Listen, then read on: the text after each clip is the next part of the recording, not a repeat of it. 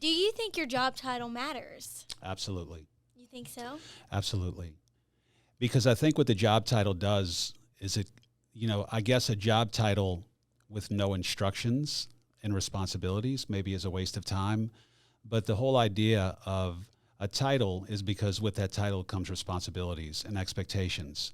And so I think it's important in any hierarchical kind of organization that there has to be kind of a chain of command and that structure, that hierarchical structure, so everybody kind of understands the way that decision making flows, or maybe responsibility flows. But yeah, I think it's very, very important. Unless you do like I've done in a lot of cases, which give people titles and they have no idea. I mean, that's the reality of it. I don't do that anymore.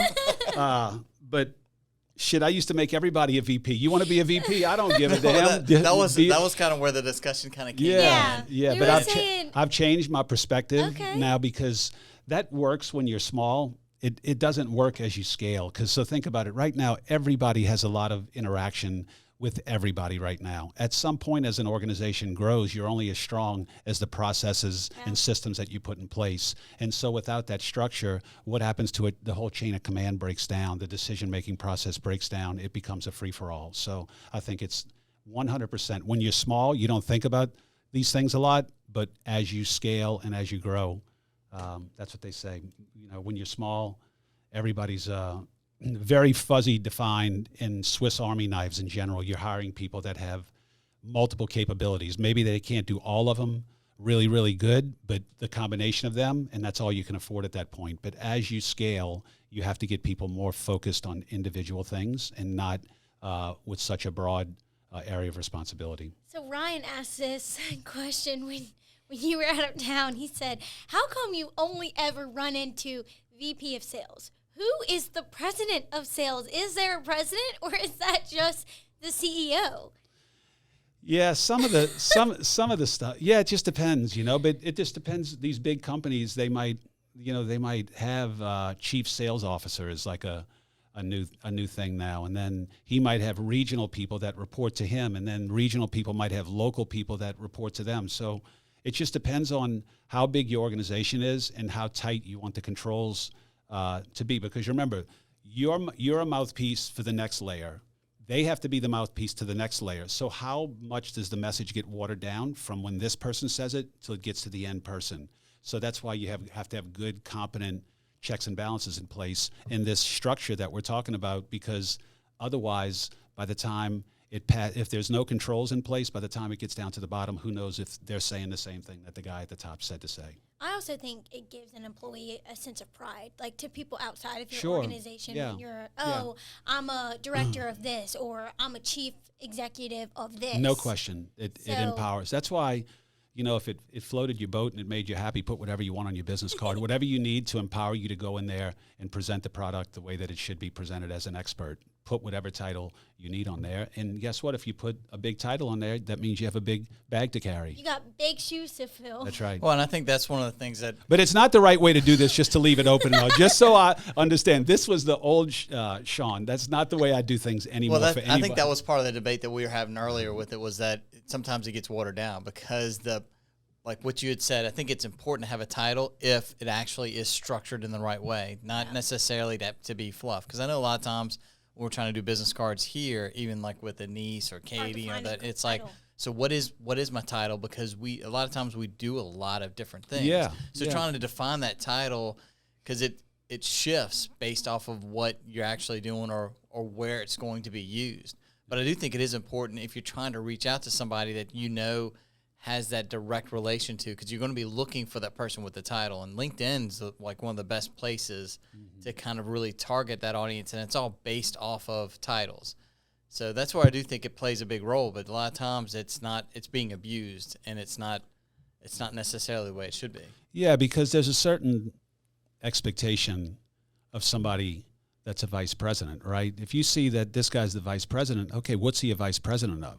And then in your mind, there's an expectation. Okay, that's a pretty big company. If this guy's a VP, I expect him to be polished. I expect him to be well-read. I expect him to know, be an expert in his industry. I expect him to be able to answer any questions I have. So with that title, if you don't have the knowledge and the education and the training to deliver that kind of message, then you look like a fraud, you know? So there's always this balancing act of thing of, you know, what are you presenting yourself as, and are you living up to that? That's really what it comes down to. I feel like you can always tell when a company is really, really big because you see real specific job titles. Very like specific. on Of this LinkedIn. department. Yeah. Of this. And yeah. like, oh, shoot, this is real serious here. They definitely have their ducks in a row, or you would hope so, based off those really specific job titles. Yeah. But I do think it's interesting that you brought up the Swiss Army knives, because I remember when you guys first hired me, that's how you described what scaling a business is like. You have a whole bunch of Swiss Army knives, and then when you scale, they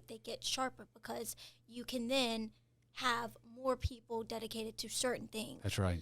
And so I think that many small business owners, probably in startups, need to hear that it's okay to start out with Swiss Army knives. Like, well, yeah, you have to hire to that kind of person that's willing. You know, some people are very rigid when they go into their career. They only want to do, and I'll give you an example. Like this happened a long time ago with one of our employees. It was nothing disrespectful. It was just that, hey, sometimes the role of people in the office were they took care of personal items for me. Like, I never abused it. It was like if I was super busy, I would ask them to go run a personal errand for me. And I asked this person to do it, and she actually got up and walked out, started crying and walked out because she thought that I had really demeaned her, right? So anyway, you know, it's really, there's a fine line to all of this stuff, dude. There really is, that you just don't know what someone else, like she had gone to college, she had graduated. So in her mind, somebody asking her to do that was just out of bounds, you know? And why did I even start talking about that? I'm not sure. I was talking, I forgot why I was even talking about that, why that came up. I thought you were going with the story was that she said something to you like, well, this is my title, so if I'm expected. Yeah, she did. Oh, okay. So I think that's where you were going with it. She said, that's my title.